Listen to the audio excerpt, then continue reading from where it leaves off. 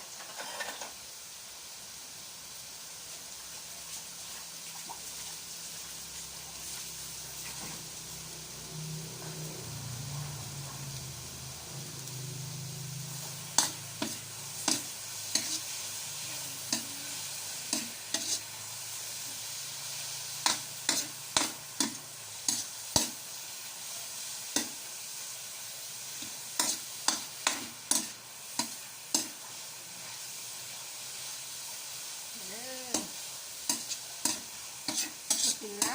เชื่อในกันซื้อคั่วได้ปะเนี่ยว่านี้กินดิบอ่ะ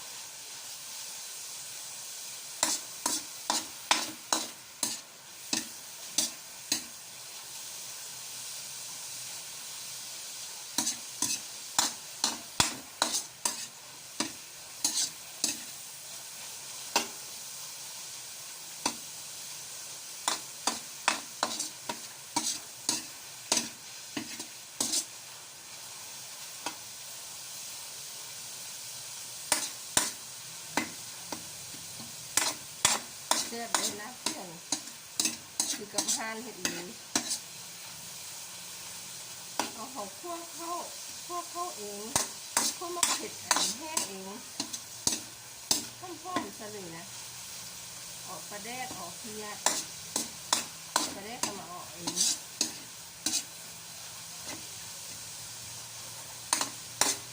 หัวข้ามมีบึงผักขี้หูดเนาะใบขี้หูดเนาะ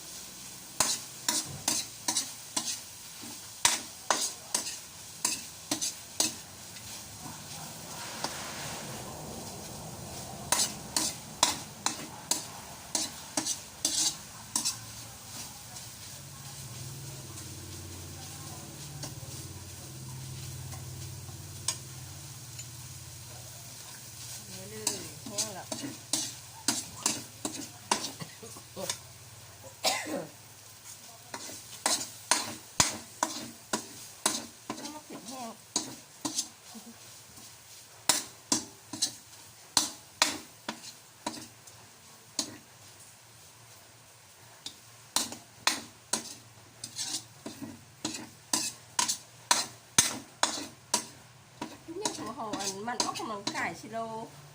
บุยากกินข้าวปันเด้อไม่เข้าใจทีนั้นโอ้ยตื่นเช้ามาแล้วยากเนาะกินเรื่องกับบุหอิ่มเดี๋ยวนี้กินนิดนึงก็อิ่มแต่ก็เข้าใจ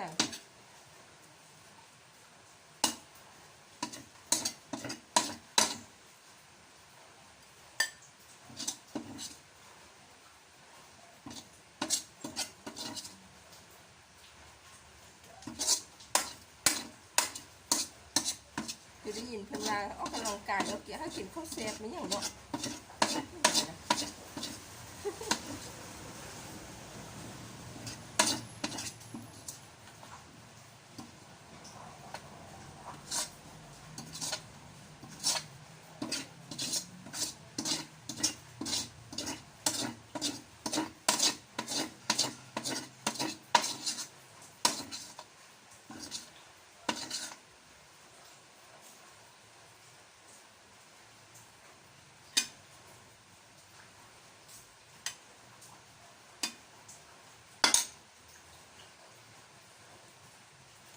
แซ่บบนี่มักนั่ง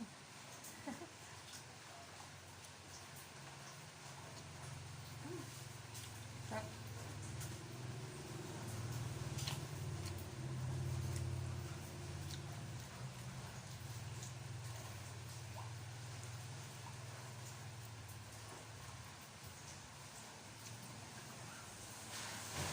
ลาบบัวลาบเครื่องแล้วลาบ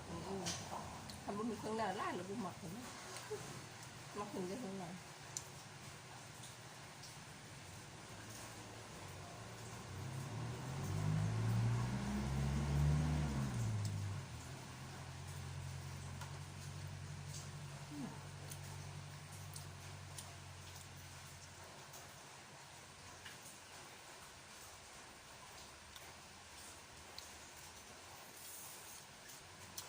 หลับติดนี้เขาก็ลาไปคนเด้อเสียกดไลค์กดแชร์กดติดตามด้วย